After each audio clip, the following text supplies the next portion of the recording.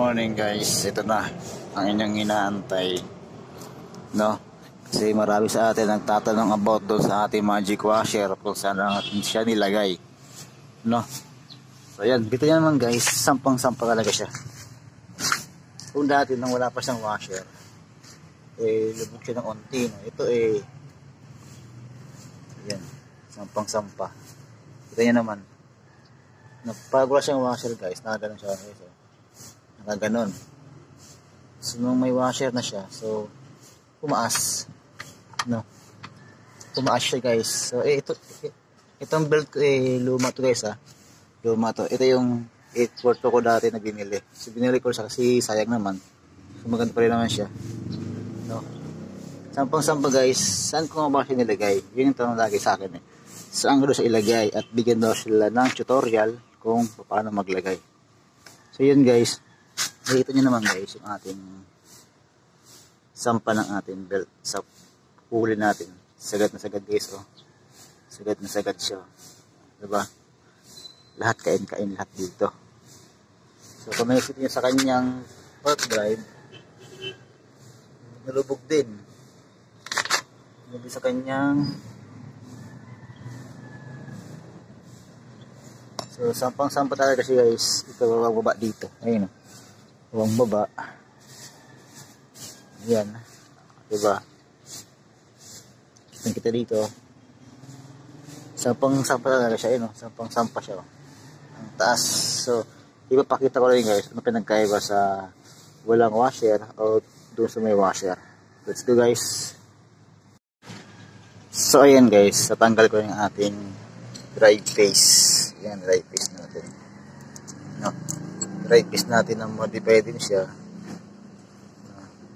na dami ng gato yan ito kasi may purpose ito guys. May purpose din yun kung bata ko lalagay ng ganyan, may purpose yun. So wala siyang bilis, no? Kung makikita nyo guys, wala dito yung magic washer. So karamihan sa iba dito nilalagay yung magic washer nila dito sa labas ng bushing. Kasi sa akin hindi.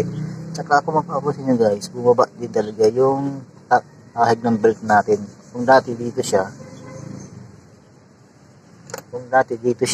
kumakahig, itong pinakadulo natin dito, ito ngayon bumaba siya guys, nakababa na siya, ayan, nakababa na siya, so nagkaroon ng dalawang guhit. So dati dito lang siya, so yun to guys. Ayan, sisilipin na natin yung ating huli. So yan, huli natin. So nakikita nyo guys ang ating huli. So magsasapin muna tayo marahil sa paano. Ayan, nakikita ninyo guys. So ito natin, wala rin dito yung ating washer kasi bawal maglagay dito guys. Wala mangyayari pag kung dito lalagay yung washer ninyo, wala mangyayari doon. So wala mag-a-add doon. So ang washer natin ay nandito, yan, nasa pinakaloob ng backplate. Yan, ito, medyo kumapit siya guys, ayan. Siyempre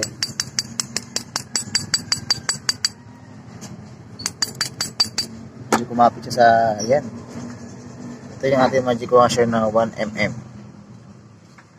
So yun, nakita nyo naman ito siya nilagay, no?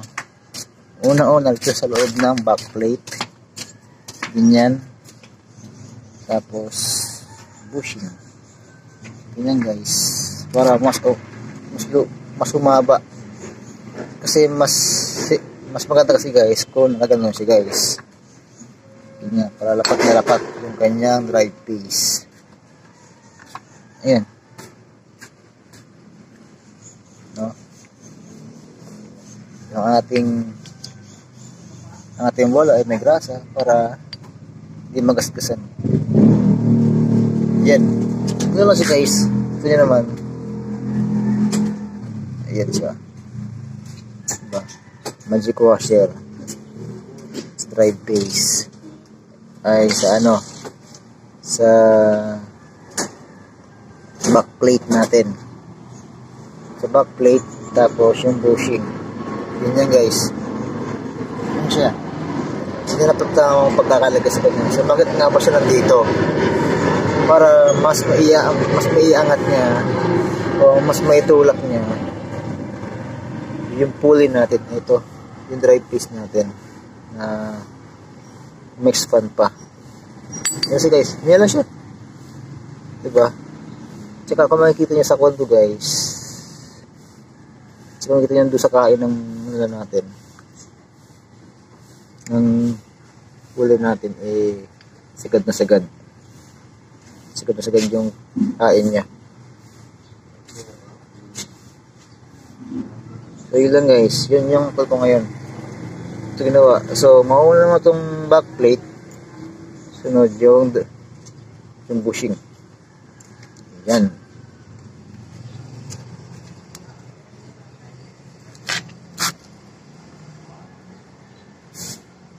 No. So yun lang guys, hanggang lang tayo. Yun lang ating tutorial ngayon kung paano maglagay ng magic washer na 1mm. No. Yan. So yan guys, ito yung ating comparison natin, no, sa may washer sa wala, no. Ito ay walang washer po. Ito yung magic washer ko na hindi nakalagay.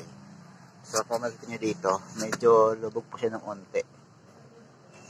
Ayan. Ayan o. Kita kita dito. Pero pagkas na mayroon siyang washer, aangat siya. Ito yung kanyang comparison, no? Diba? Medyo 842 na yan guys. Nagsampa na yan. Pero kulang pa rin. Kulang pa rin siya ng sampa. Ayan o. No? Nakikita ninyo guys, malaki yung kanyang agwat.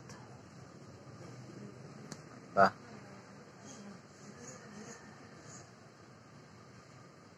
Yan. So, tapos next naman natin, lagay tayo ng magic washer.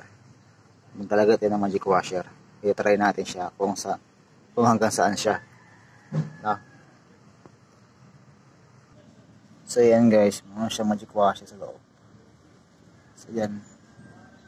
Ayaw na siya. Isasalpa ko na doon.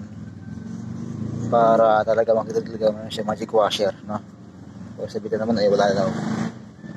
Nagdulakuhan lang na tayo. Uy, natatanggal pa. So, salpa ko muna guys. So yan guys, tumatakbo na siya, no? Makikita ninyo, sampang-sampa siya. Sampang-sampa siya guys.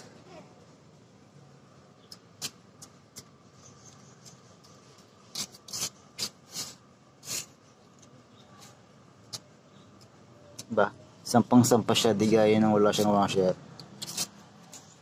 Well, hindi siya sampang-sampa. Ito ay sampang-sampa na siya guys. Tsaka yung kanyang belt case sakto lang. Ayan, no? Sampang-sampa siya. No, diba? Ito nyo naman, sampang-sampa na siya. Parang bumalik yung dating normal na pagsampa. Diba? So laki na pinagbago niya, laki na dinagdag niya. Diba? O, yan ang pinagkaibahan sa may washer sa wala guys. Pag walang washer guys, medyo lubog siya. Kahit naka-photo kayo, medyo lubog siya. Ito ay sampa na. O, yan o. Sampang-sampa. Kasi doon sa pag walang washer. So, yan. Kaya naman guys, ay naman kumpara kung ano mas maganda guys, sa may washer o wala. Ito kasi sakto lang siya. Saka pag gusto nag-rev ako, sumasagad siya. So, ito yun naman yung kanyang sampa ng belt. Konting-konti na lang. Lulubog na, ay matatanggal na. Ayan. Kasi talaga sampang-sampa siya guys. No? Yun lang guys yung ating video ngayon guys. So, ito ipahabol ko lang. No? Yan. Tayo yung naka-D-type carb. 1 week in. Yun. Yun lang guys. So, sana mayroon tayong na-share ulit. May natutunan kayo na na-share ko ulit na naka-magic washer tayo. Mas may dagdag kasi yung guys. May dagdag siya na torque. Kumbaga meron tayong low gear. No? Hindi na agad tayo naka second gear o third gear. So tayo naka tayo low gear. Ayun o, sampa guys o. Ito yung dating 842 ko na belt. So binalik ko lang siya kasi sayang naman. So okay pa naman yung belt ko. Wala pa naman siyang damage. So sayang. So pagkas nasira lang siya, doon ko ibabalik yung bago. Yan. Yan lang guys. Maraming salamat. Subscribe sa atin lahat.